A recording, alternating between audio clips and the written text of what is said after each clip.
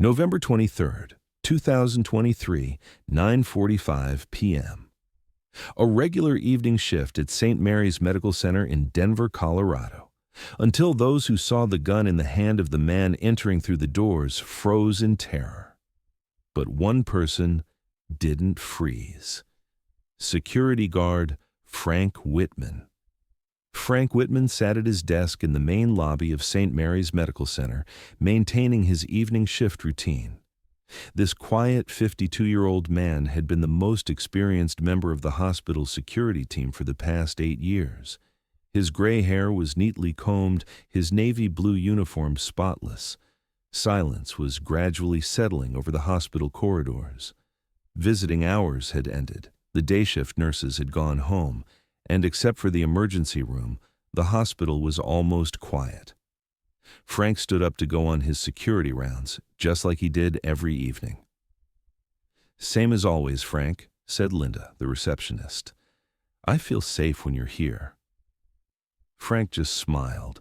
Linda's words were a compliment she gave every evening, but she didn't know how right she was. As Frank walked through the hospital corridors, he checked every corner, every door, just as he had done for the past 8 years. But there was something no one else knew. These checks weren't just routine security rounds.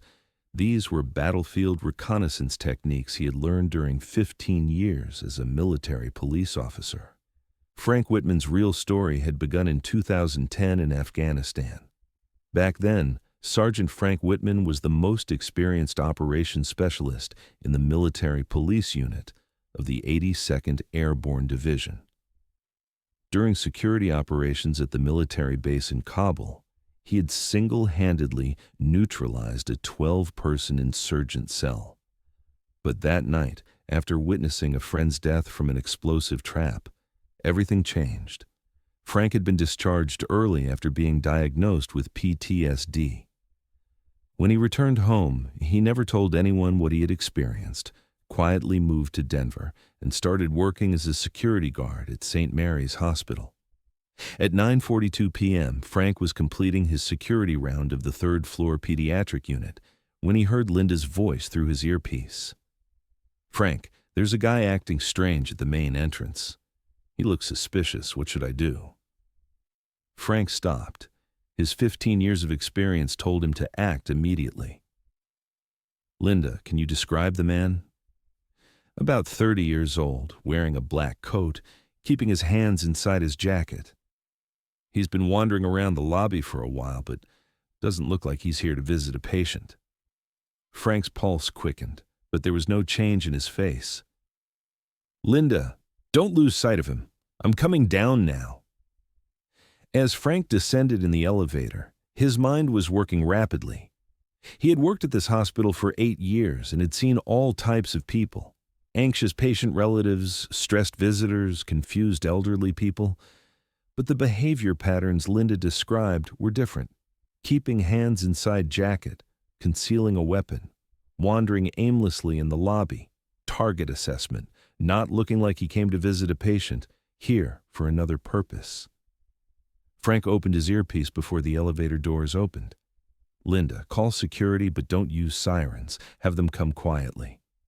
"Frank, is this that serious?" "Just a precaution, Linda. But don't lose sight of that man now." When Frank reached the main lobby, Linda pointed him out. The man was standing by the hospital information board, but he wasn't reading it. His eyes constantly drifted to the main entrance, security cameras, and exit routes. Frank, with his 15 years of experience, immediately understood. This man hadn't come here for treatment. He approached the man with slow steps. His voice was calm but authoritative. "Can I help you with something?"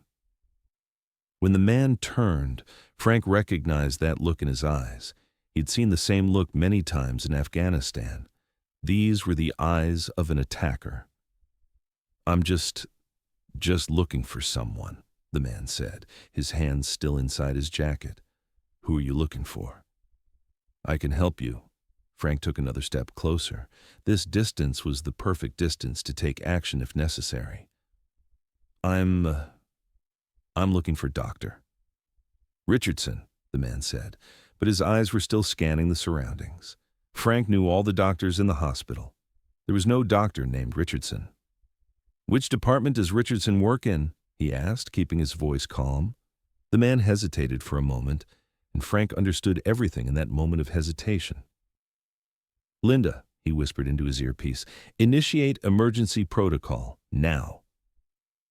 Just then, the man pulled out his gun from inside his jacket. The moment the gun appeared, nearly 200 people in the lobby started screaming. Visitors, patients, nurses, doctors, everyone began running around in panic. But Frank didn't run. Everything he had learned 15 years ago came flooding back in an instant. Threat assessment, tactical positioning, civilian protection protocols. "Everyone get down!" shouted the attacker, raising his gun into the air. Frank sprang into action at that moment. Not the 8 years of security guard experience, but 15 years of combat experience kicked in. "Linda, lock all elevators and open emergency exits." Frank's voice was now a command voice. "Everyone calmly head to the emergency exits." The attacker turned toward Frank. "Who the hell are you?" "I'm just a security guard," Frank said, hands in the air, but his position was perfect. The distance between him and the attacker was exactly 4 meters, the optimal intervention distance according to his old training. "Everyone stays here," the attacker yelled. "No one moves." But Frank had already mapped out the hospital plan in his mind. 3 emergency exits, 2 main staircases, 4 elevator shafts, and the fastest way to safely evacuate 200 people. Okay, Frank said, maintaining his calm voice. "No one's moving. What do you want?" Meanwhile, he spoke into his earpiece just loud enough for only Linda to hear. "All security personnel take positions. Create safe corridors for civilians." The attacker didn't notice what Frank was doing, because Frank was using the most important tactic he had learned over 15 years. Distracting the enemy while simultaneously giving instructions to teammates. The attacker hesitated. "I just want everyone to see what they did to me." Frank immediately understood. This was a revenge attack. And these types of attackers were the most dangerous because they had nothing left to lose. "Who did what to you?" Frank asked, lowering his voice even more. With this question, he was trying to do 2 things: establish a personal connection with the attacker and draw his attention to himself. "The doctors, the attacker's voice began to tremble. "My father died here, and they didn't even care." Frank nodded sincerely. "That must have been very difficult, losing your father." During this conversation, he monitored the security cameras out of the corner of his eye. Linda and the other security guards were perfectly organizing the civilian evacuation. 150 of the 200 people had already reached safe areas. "But you know," Frank said, taking another step closer to the attacker, "wouldn't violence be disrespectful to your father's memory?" The attacker seemed affected by Frank's words. He lowered his gun slightly. At that moment, Frank sprang into action. The close-quarters combat techniques he had learned 15 years ago in Afghanistan kicked in instantly. In 3 seconds, he took the gun from the attacker's hand, brought him to the ground, and brought him under control. The movement was so fast and professional that everyone watching froze. When police arrived 10 minutes later, the hospital was completely secure. 200 people had been safely evacuated, the attacker had been neutralized, and no one was injured. Police Chief Mike Harrison couldn't hide his amazement when talking to Frank. "This was a perfect operation. Where did you learn this stuff?" Frank just smiled. 8 years of experience. But Police Chief Harrison wasn't convinced. That night, when he investigated Frank's background, he learned the truth. The next morning, hospital staff invited Frank for coffee. Everyone was impressed by what he had done that night. "Frank," said Dr. Sarah Mitchell, "you're not just a security guard, are you?" Frank took a sip from his coffee. What do you mean? That movement, that tactical thinking. You've had professional training. Frank was silent for a long time. Then he told the story he hadn't told for 8 years.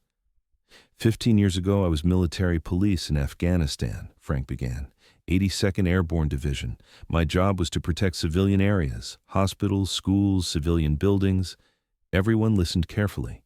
One night, there was an attack on the hospital in Kabul. 12 armed men. There were 300 civilians in the hospital. Me and 3 of my buddies defended the hospital. Dr. Mitchell asked, "What happened?" "I survived. The others didn't." Silence fell. Everyone now understood why Frank had worked at this hospital for 8 years. That night in Kabul, Frank continued, I couldn't protect the hospital. I lost my friends. And when I came home, I swore I would never let anyone get hurt again. Linda wiped her eyes. "That's why you work here. That's why I'm here. Because hospitals are places where defenseless people are, and I know how to protect them." Dr. Mitchell asked, "But why didn't you tell anyone?" Frank smiled. "Because the past is the past. I'm just Frank now, security guard Frank." From that day on, the perspective on Frank at the hospital changed. But Frank was still the same Frank, the same calm, humble man. The only difference was that now everyone knew he wasn't just a security guard. He was a protector, a guardian, and every evening when starting his shift, Frank made the same vow. Today, no one will be harmed. Not on my watch. 6 months later, security protocols at St. Mary's Medical Center were restructured. Frank became the head of the security team. But even though his title didn't change, everyone at the hospital knew his true value. And every night, as he walked through the corridors, Frank remembered something he had learned from that fateful night. Real heroes don't wear medals. Real heroes stand at their posts. Because sometimes the quietest people are those with the strongest stories, and sometimes, behind a security guard, there's a hero who saved 200 lives. At St. Mary's Medical Center, Frank Whitman still stands at his evening shift every night, the same calm, humble man. But now everyone knows that he's not just a security guard. He's a guardian, a protector, and someone who will never let anyone get hurt.